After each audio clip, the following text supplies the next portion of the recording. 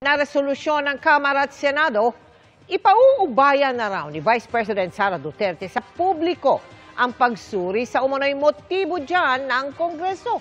Sinagot din niya ang tanong kung may lamat ang unity team. Yan naman ang tinutukan ni Ian Cruz. Iwan na lang namin yan sa mga tao no, na i-analyze. I do not want to speculate sa mga motives ng House of Representatives. Maganda ha? Alam mo, dating sa akin itong sinabi ni Sara. Ewan ko, opinion ko lang yan. Ha? Ang sabi ni Sara, hayaan na natin yan sa parang sa taong bayan o sa publiko. Hindi ko maalala yung pagkasabi niya. But anyway, ang pinaka-konteksto nun, yung tungkol sa motibo ng Kamara. At iwan na natin yan sa taong bayan. Okay? Ang interpretasyon. For me, ito po yan. It's about time mag-ingay ang tunay na DDS. Huwag na po tayong tumahimik. Mag-ingay kayo sa social media, mag-ingay kayo. Hindi ko isinasabing tayo ay mag-aklas. Hindi po ako pabor sa klase ng kung anong klase ng pag-aaklas. I am against anything illegal. Mag-ingay tayo doon sa tamang paraan. Mag-ingal tayo sa social media na tayo ay nakasuporta kay PRRD. Kaya nga naunsumi yung yung pinaplano nilang impeachment kay Sara. Naramdaman nila walang numero at saka naramdaman nila malakas ang DDS. Kaya ito panawagan sa mga tunay na DDS. Mag-ingay kayo. Yung mga suportahan nyo yung mga DDS vloggers, yung mga hindi bumalimbing ha, yung talagang solid from the start. Hindi yung dahil uso ngayon si Sara, dahil uso ang DDS na rin sila. Hindi, gagamitin lang kayo nun. Pag sa kabila na uso, lilipat na naman yun. Suportahan natin. Tayo ang magbibigay ng opinion dyan. So wag po tatahimik.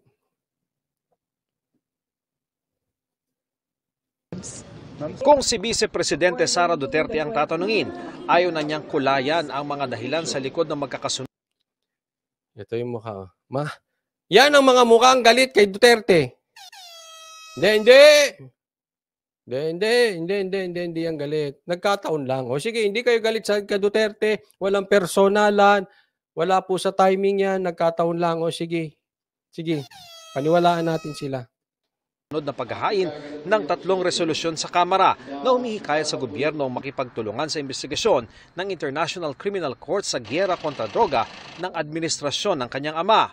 May kaparehong resolusyon na ring inihain sa Senado. Ang mga yan nangyari sa gitna ng paglipat alyansa ng mga dating kaalyado ng mag-amang. Yung mga sip-sip, palipat-lipat. Ha? Anong proyekto hinahain nyo? Anyway,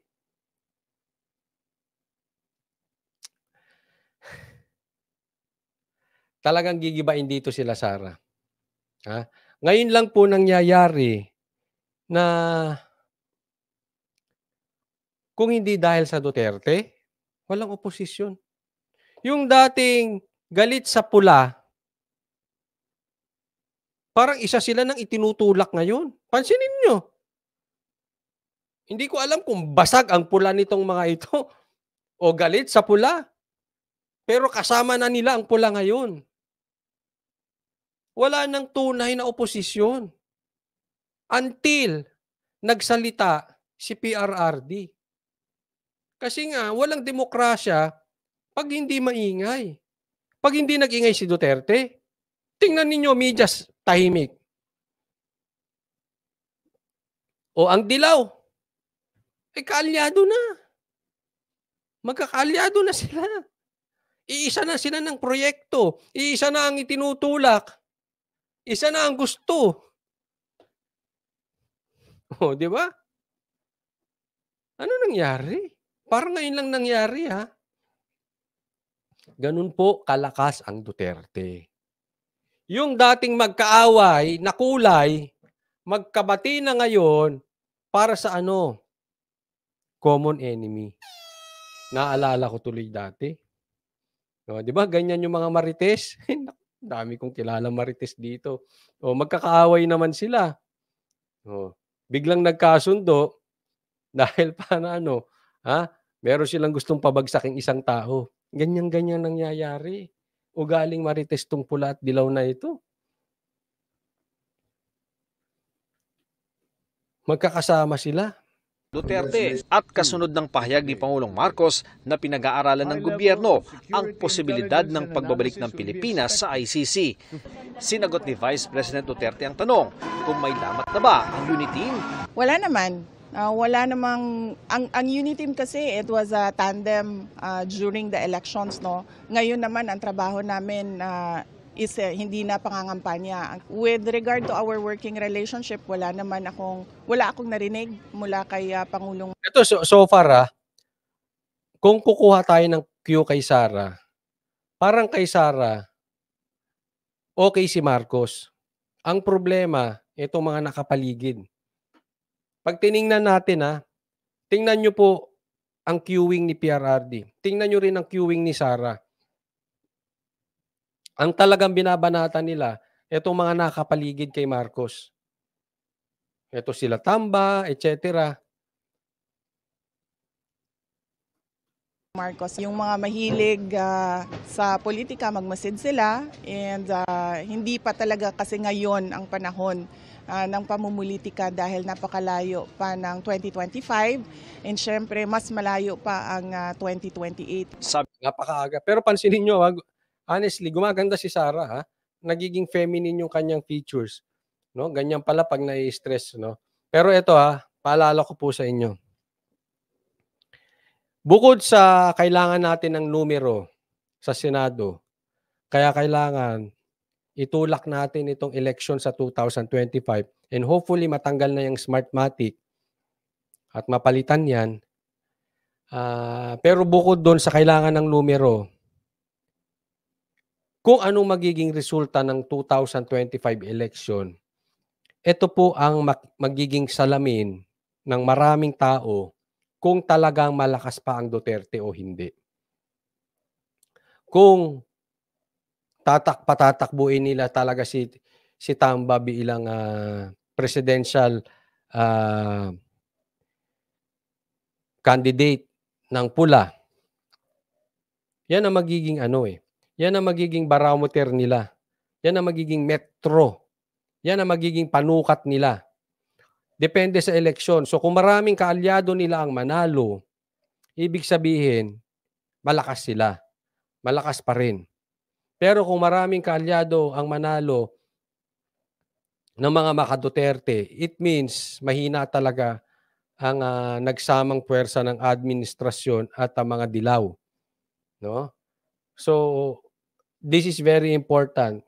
Kaya kailangan na ikampanya natin, isigaw natin na tumuloy si PRRD. Kailangan talagang tumuloy si PRRD ngayon. Hopefully, tumuloy si Bantag, tumuloy si Tebes, sana tumakbo si Pulong, sana tumuloy si Isko. Yung mga walang bahid pa ng pagiging trapo, nakakasawa yung mga trapo Sana tumuloy. Grabe na po kalala. Grabe kalala ang politika sa Pilipinas ngayon. Nanumbalik yung patatahimikin ka. That is a very big example yung nangyari sa SMNI. Sabi ni Duterte, sa Department of Justice nila idadaan ang pag-iit ng kanilang posisyon na hindi dapat makipagtulungan ng Pilipinas sa investigasyon ng ICC. Sabi naman ng DOJ, naninindigan silang walang jurisdiksyon sa bansa ang ICC, pero kailangan nilang maging bukas sa mga suhestyon. Pinapag-aralan lang po, no? Dahil meron mga nagsalita. Ano pang kailangan pag-aralan? Hindi na kailangan pag-aralan yan. Sinabi nyo, hindi na papapasukin, tas ngayon pag-aaralan. Magmumukha kayong walang credibility niyan kasi pabago-bago. Galing sa Kongreso at trabaho naman po namin na makinig sa ating co-equal branch of government. Ito pinapalabas niya, co-equal branch. i-rewind natin, ano natin, balik natin. Co-equal branch nila yung, kasi executive po ang DOJ, eh. So, legislative po ang, Kongreso, so kailangan makinig din sila. Oh, kahit na sinabi na nung kanilang boss na hindi na papapasukin. Oh, dahil may hinaing ang Kongreso na kanilang co-equal branch, kailangan pakinggan at pag-aralan. Hindi na kailangan 'yon. Co-equal branch nga, eh. Meron kayong sariling utak, 'di ba? Oh, sabihin ninyo na hindi na dapat 'yan. Panindigan na hindi tayo miyembro ng ICC. At gumagana ang gumagana ang hustisya natin, kaya walang jurisdiction ng ICC. Kayo ang nasa Department of Justice, eh. Di kayo makakapagsabi na mayroong hustisya, 'di ba? Department of Justice, sa Tagalog hustisya. So dapat nasasabi ninyo, hindi namin papapasukin 'yan. Dapat panindigan ni SOJ Boying, hindi namin paninindigan 'yan. Kasi kami ang Department of Justice, eh. At kami ang patunay na meron talagang hustisya sa Pilipinas. Ba't papapasukin niyang ICC? Oh, that is illegal, that is unconstitutional kasi wala silang, hindi nila sakop ito.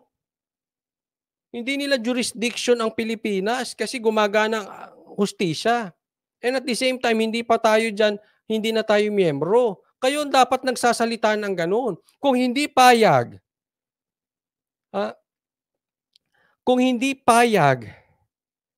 ang Kongreso, so be it. Kaya nga equal branch. Ibig sabihin, hiwalay kayo, di ba? So meron kayong sariling utak. Meron kayong sariling desisyon.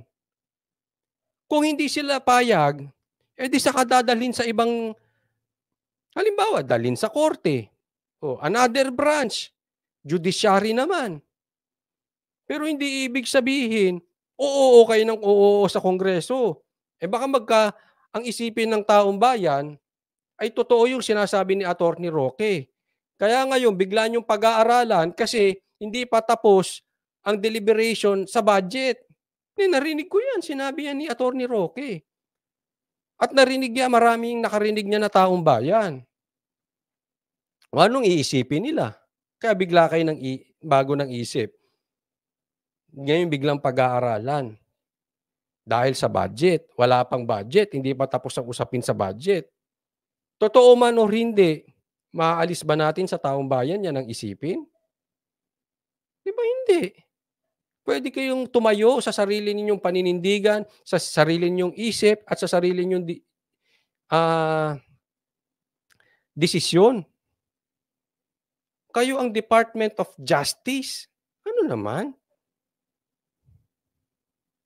Makinig sa ating co-equal branch of government. Hinihingan rin ng GMA Integrated Salamat Dan, subscribe Facebook. Joanne Badyang, maraming salamat. News ang pahayag si dating Pangulong Duterte.